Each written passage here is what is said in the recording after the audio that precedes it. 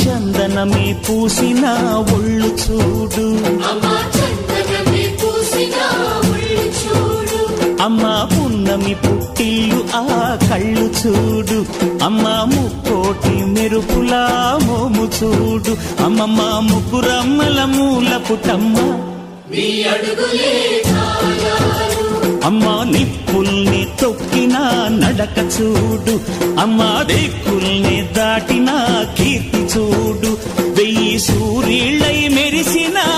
శక్తిని చూడు, మనుషుల్లో దేవుడి భక్తుని చూడు.